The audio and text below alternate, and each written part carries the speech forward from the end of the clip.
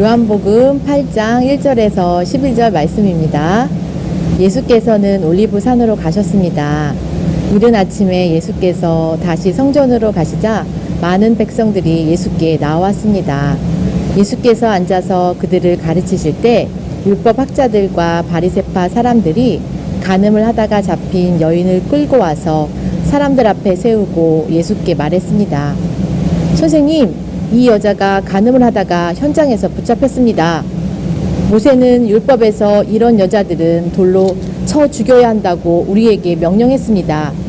선생님은 뭐라고 하시겠습니까? 그들이 이런 질문을 한 것은 예수를 시험에 고소할 구실을 찾으려는 속셈이었습니다. 그러나 예수께서는 몸을 구부린 채 앉아서 손가락으로 바닥에 무엇인가를 쓰기 시작하셨습니다. 그들이 계속 질문을 퍼붓자 예수께서 일어나서 그들에게 말씀하셨습니다. 너희 가운데 죄 없는 사람이 먼저 이 여인에게 돌을 던지라. 그러고는 다시 몸을 굽혀 바닥에 무엇인가를 쓰셨습니다. 이 말씀을 들은 사람들은 제일 나이 든 사람부터 하나둘씩 슬그머니 사라지기 시작했습니다. 결국 예수와 거기 홀로 서 있던 여인만 남게 됐습니다. 예수께서 일어나 여인에게 물으셨습니다.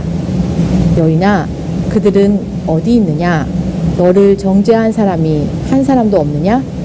여인이 대답했습니다. 선생님, 없습니다. 예수께서 말씀하셨습니다. 나도 너를 정죄하지 않겠다. 이제부터 다시는 죄를 짓지 마라. 저는 중학교 생활이 그렇게 좋지 않았어요. 많이 힘들었어요. 학교 다니는 게 너무 재미없었고 학교 다니는 게 싫었어요. 왜냐하면 중학교 2학년 때 중간에서 전학을 와서 친구들은 이미 교우 관계가 형성되어 있고 저는 그 틈바구니 속에 들어가는 게 힘들었어요. 그래서 친구들이 저한테 하는 말은 저에게 그 당시에는 많은 상처로 들려왔어요.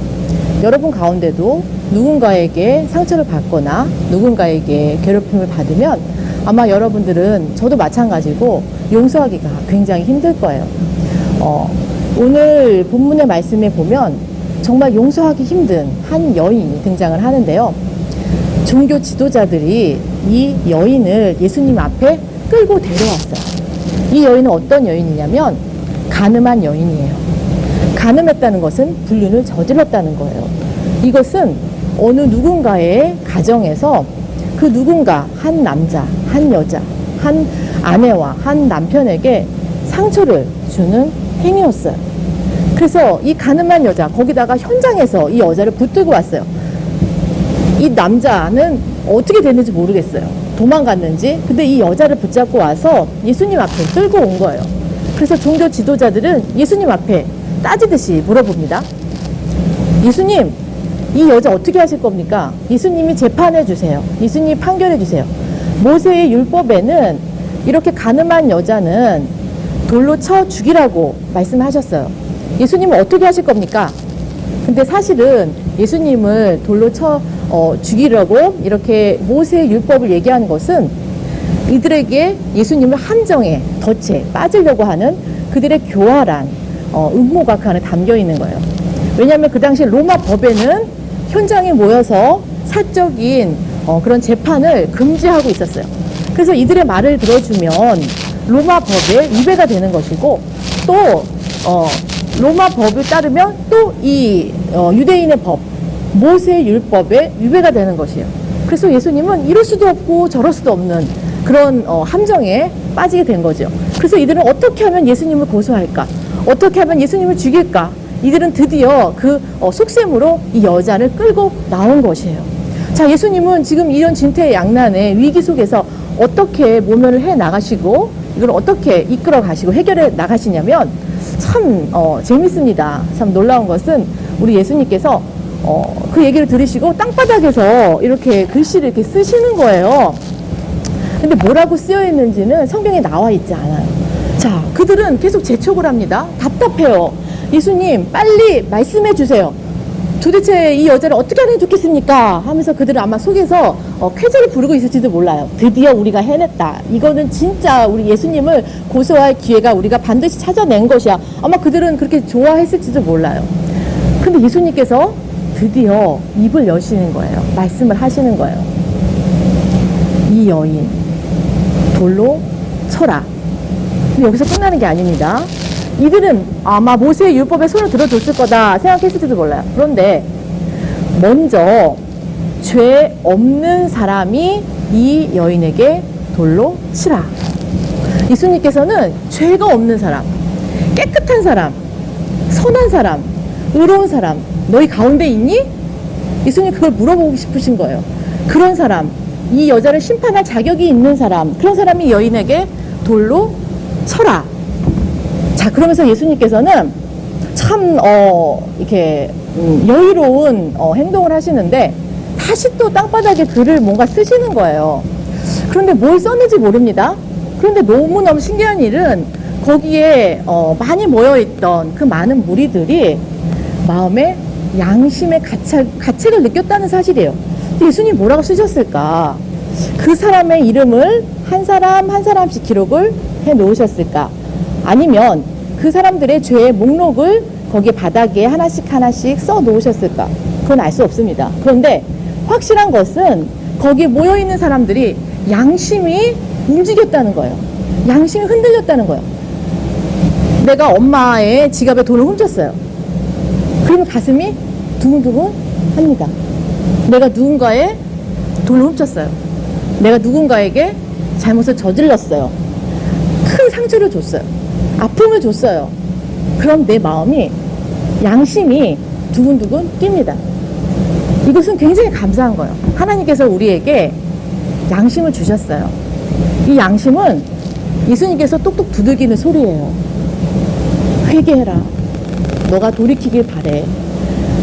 양심의 소리로 우리의 마음을 움직이기 원해요. 두들고 계시는 거예요. 근데 너무 안타까운 거는요, 거기 있는 사람들이 양심이 움직였어요. 그래서 도저히 죄 없는 사람, 우리 누구도 죄가 있는데 그 누구도 그 여인의 돌을 던질 수가 없는 거예요. 너무 마음이 찔리는 거예요. 부끄러운 거예요. 도망치고 싶은 거예요. 어디 숨고 싶은 거예요. 생각나게 하신 거죠. 죄를 기억나게 하신 거죠. 하지만 그들은 예수님 앞에서 내가 이런 죄를 저질렀어요. 나를 용서해 주세요. 이렇게 하시면 분명 예수님께서 그 죄를 용서해 주셨을 거예요. 근데 그 자리에 누구도 예수님 앞에 나와서 용서를 구한 사람은 없었어요. 정말 안타까운 일이죠. 자, 그 사람은 슬금슬금 어른서부터 나이 어린 사람까지 한 사람씩 한 사람씩 그 자리를 슬금슬금 빠져나갑니다. 자, 드디어 그 현장, 그 자리에서 예수님과 여인 둘만 1대1로 남게 됐어요. 자, 이 고요한 정막이 흐르는 가운데 우리 예수님 어떻게 하셨을까요? 우리 예수님이야말로 심판할 자격 되지 않습니까? 의롭지 않습니까? 예수님이야말로 돌을 들어서 그 여인을 때린다고 해도, 던진다고 해도 뭐라고 할 사람이 누가 있겠어요? 그런데 예수님께서는 그 여인에게 굉장히 감동적인 메시지를 그 여인에게 주시는 거예요. 나 너 정죄하지 않을게. 너 심판하지 않을게. 너 용서할게. 저 어떻게 예수님께서 이렇게 그 여인, 누가 봐도 용서받을 수 없는 그런 사람 아닙니까? 우리 주변에도 보면 그런 사람도 굉장히 많아요. 아, 저 사람은 정말 용서받을 수 없는 사람이야. 그런데 예수님 어떻게 그렇게 쉽게 나는 너 용서할게 이렇게 말씀하실 수 있을까? 사실은요, 우리가 용서받는 우리 입장에서는요, 우리는 쉽게 용서받을 수 있어요. 예수님이 그냥 용서해 주신다고 하시니까. 그렇지만 우리는 쉽게 용서받을 게 절대 아니에요. 왜냐하면 예수님께서는 우리를 용서해 주시기 위해서 엄청난 희생의 대가를 치르셨다는 거예요. 그 십자가의 죽음, 그 희생의 대가로 우리를 용서해 주셨지. 우리는 쉽게 받았지만 그 용서의 대가는 엄청나게 예수님이 치르셔서 우리를 용서해 주셨다는 사실이에요. 예수님 사랑은 이렇게 큽니다. 이렇게 놀랍습니다. 그 여인, 누구도 용서받을 수 없을 것 같은 그런 사람. 사실 우리도 그렇잖아요. 내 주변에 나를 괴롭히는 사람, 나 힘들게 하는 사람, 우리가 어떻게 그 사람들을 용서할 수 있겠습니까? 정말 쉽지 않아요. 그리고 다 용서해주고, 아, 그럼 예수님은 우리 다 용서해주시네? 그럼 죄를 또 지어야지, 또 괜찮지? 또 용서해주시잖아. 괜찮아, 괜찮아. 우리가 마음대로 막 살고, 예수님은 그렇게 하라고 우리를 용서해주시는 겁니까? 그렇지 않겠죠. 그 다음 메시지가 굉장히 중요합니다. 예수님은 그 여인에게 너 용서해줄게. 너 용서할게. 그러시면서 하시는 말씀이 다시는 죄를 짓지 마라 하면서 그 여인에게 새로운 삶, 변화된 삶, 용서받은 사람은 용서받은 사람답게 살기를 바라시는 거예요. 예수님은 기회를 주기를 원하세요. 하지만 세상은 그렇지 않잖아요. 뉴스 보도에 보면은요, 누가 잘못했다 이렇게 딱 뜨면은 많은 사람들은 거기 댓글을 다는데 저는 깜짝 놀랐어요. 그 댓글 중에 와, 한국말 이렇게 구수한 욕들이 많구나. 다 정죄, 비난, 욕, 너 죽어라, 나가라, 뭐 어쩌고 막 진짜 입에 담을 수 없는 말들이 쫙 깔립니다. 우리의 마음 아니겠어요? 우리도 다 그렇지 않겠어요? 아, 저 사람 나쁜 놈, 죽일 놈. 어떻게 이런 일을 저 사람, 저게 사람이야?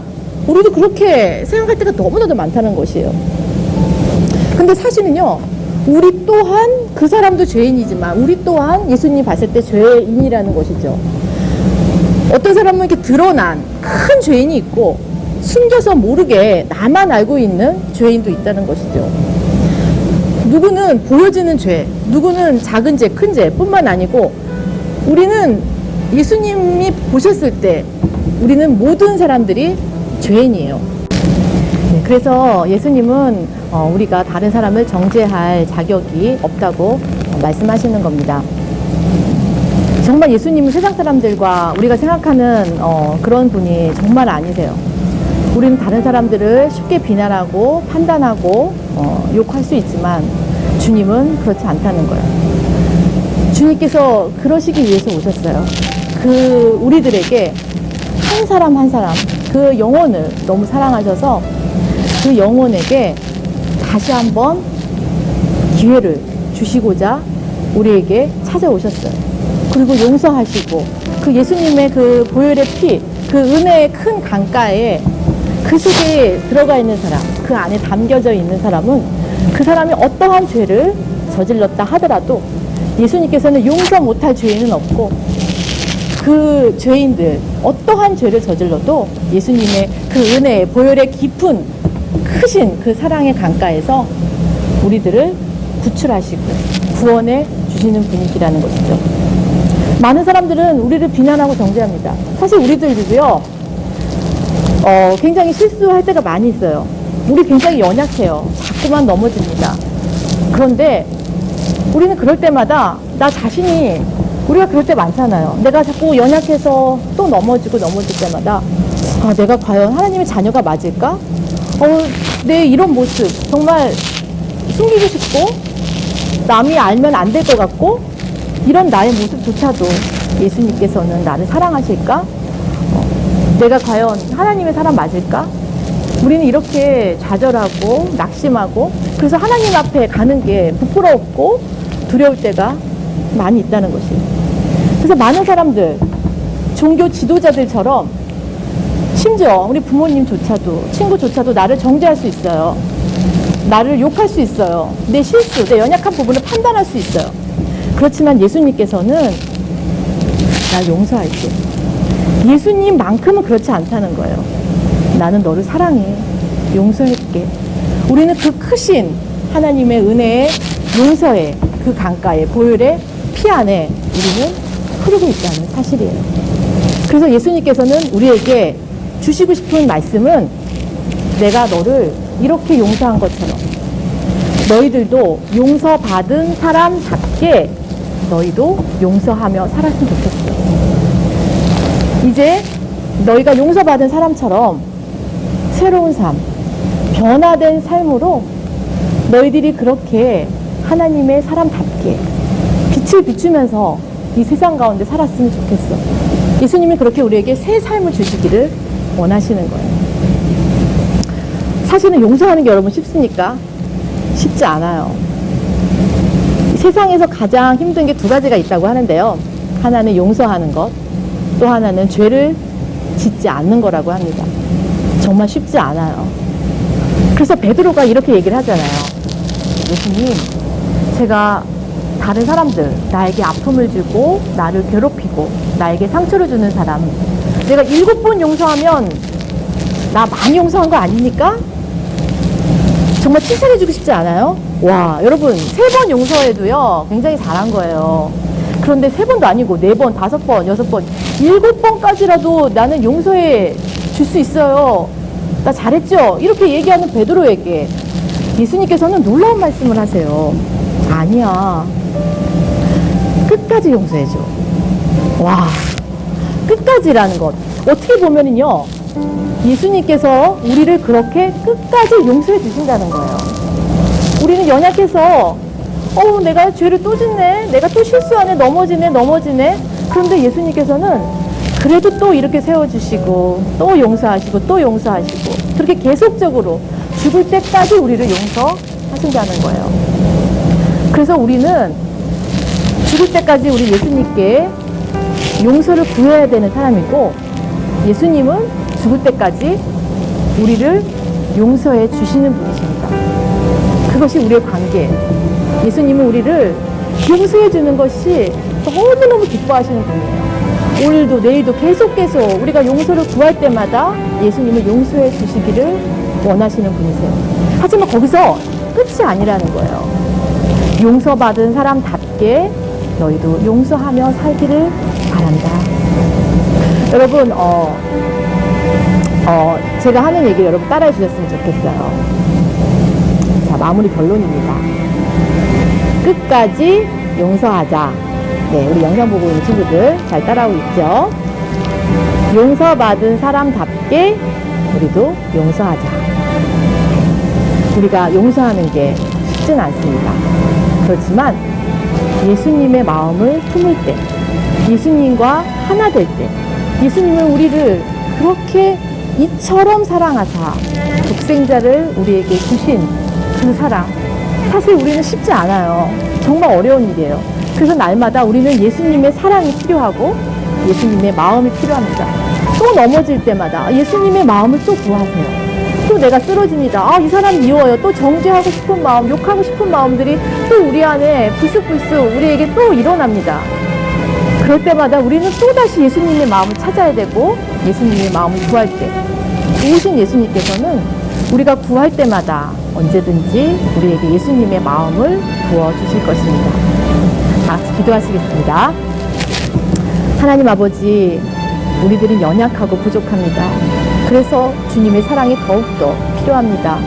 우리가 용서할 수 없지만 주님의 마음으로 나에게 상처 주고 아픔을 주고 용서할 수 없는 이들을 용서하기를 간절히 원합니다. 성령의 도우심과 인도하심으로 우리를 일으켜 세워 주시옵소서. 주님의 받은 사랑답게, 그 용서받은 사람답게 살아갈 수 있도록 은혜를 베풀어 주시옵소서. 예수님의 이름으로 기도했습니다. 아멘. 어느 날 문득 당신이 찾아온 푸르른 저 숲속에 편안하게 쉴 수 있는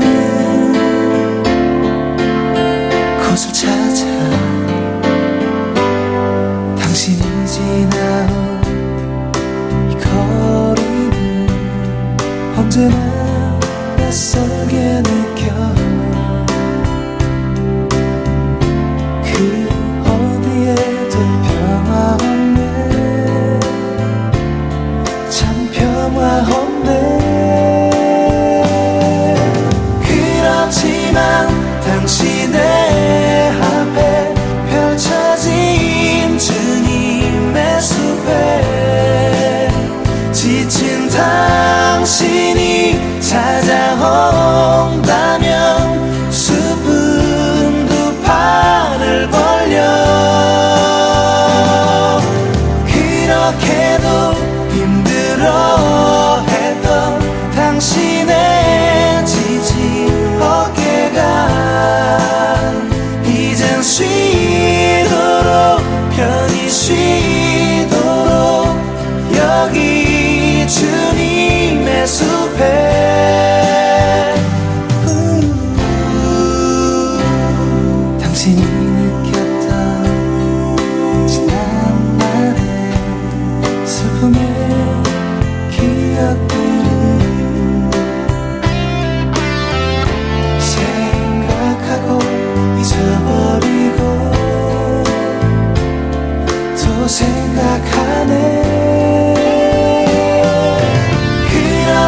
지난 당신의 앞에 펼쳐진 주님의 숲에 지친 당신이 찾아온다면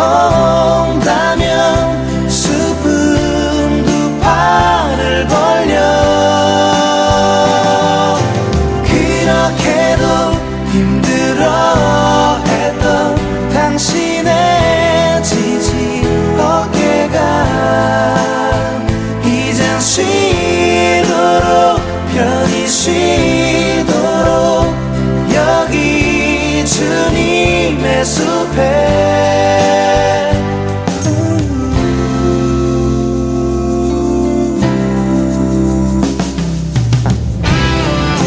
어떻게 여기서 생각이 안 나요, 갑자기? 그냥 해도 돼요? 잠깐만요.